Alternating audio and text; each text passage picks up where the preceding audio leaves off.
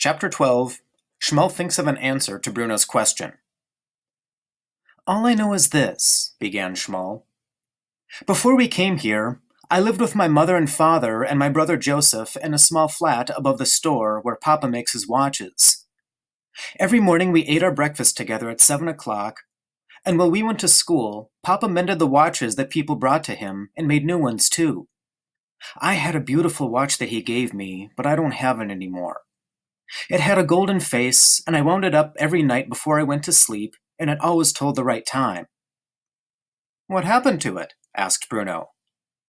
"They took it from me," said Schmull. "Who?" "The soldiers, of course," said Schmull, as if this was the most obvious thing in the world. "And then one day, things started to change," he continued. "I came home from school, and my mother was making armbands for us from a special cloth and drawing a star on each one, like this." Using his finger, he drew a design in the dusty ground beneath him. "And every time we left the house, she told us we had to wear one of these armbands." "My father wears one too," said Bruno, "on his uniform. It's very nice. It's bright red with a black and white design on it." Using his finger, he drew another design in the dusty ground on his side of the fence. "Yes, but they're very different, aren't they?" said Schmull.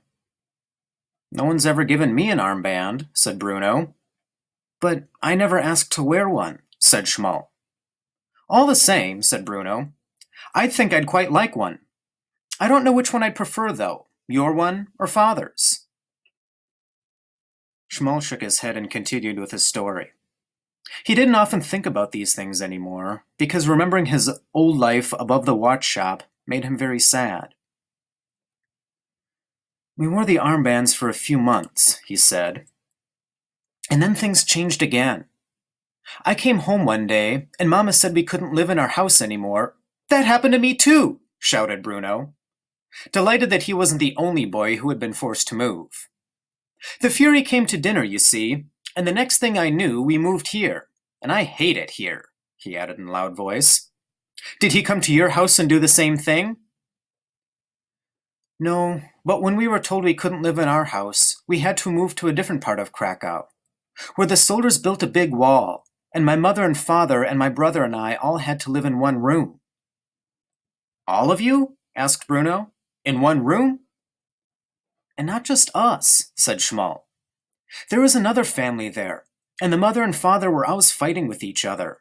And one of the sons was bigger than me, and he hit me even when I did nothing wrong." "You can't have all lived in that one room," said Bruno, shaking his head. "That doesn't make any sense." "All of us," said Schmull, nodding his head. 11 in total." Bruno opened his mouth to contradict him again. He didn't really believe that 11 people could live in the same room together, but he changed his mind. "We lived there for some more months," continued Schmull, "all of us in that one room. There was one small window in it, but I didn't like to look out of it, because then I would see the wall, and I hated the wall, because our real home was on the other side of it. And this part of town was the bad part, because it was always noisy and it was impossible to sleep. And I hated Luca, who was the boy who kept hitting me even when I did nothing wrong." "Gretel hits me sometimes," said Bruno. "She's my sister," he added, "and a hopeless case. But soon I'll be bigger and stronger than she is, and she won't know what's hit her then." "Then one day, the soldiers all came with huge trucks," continued Schmull, who didn't seem all that interested in Gretel. "And everyone was told to leave the houses. Lots of people didn't want to, and they hid wherever they could find a place, but in the end, I think they caught everyone. And the trucks took us to a train, and the train—" He hesitated for a moment and bit his lip. Bruno thought that he was going to start crying and couldn't understand why. "The train was horrible," said Schmull. "There were too many of us in the carriages, for one thing, and there was no air to breathe, and it smelled awful." "That's because you all crowded onto one train," said Bruno, remembering the 2 trains he had seen at the station when he left Berlin.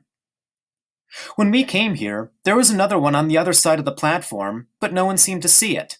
That was the one we got. You should have got on it too. I don't think we would have been allowed, said Schmull, shaking his head. We weren't able to get out of our carriage. The doors are at the end, explained Bruno. There weren't any doors, said Schmull. Of course there were doors, said Bruno with a sigh. They're at the end, he repeated, just past the buffet section. There weren't any doors, insisted Schmull. If there had been, we would have all got off. Bruno mumbled something under his breath along the lines of course there were, but he didn't say it very loud, so Schmull didn't hear. When the train finally stopped, continued Schmull, we were in a very cold place, and we all had to walk here. We had a car, said Bruno, out loud now. And Mama was taken away from us. And Papa and Joseph and I were put into the huts over there, and that's where we've been ever since. Schmull looked very sad when he told this story, and Bruno didn't know why. It didn't seem like such a terrible thing to him, and after all, much the same thing had happened to him. Are there many other boys over there? Asked Bruno. Hundreds, said Schmull. Bruno's eyes opened wide. Hundreds, he said, amazed. That's not fair at all.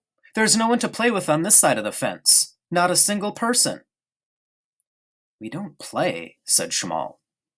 Don't play? Why ever not? What would we play? He asked, his face looking confused at the idea of it. Well, I don't know, said Bruno.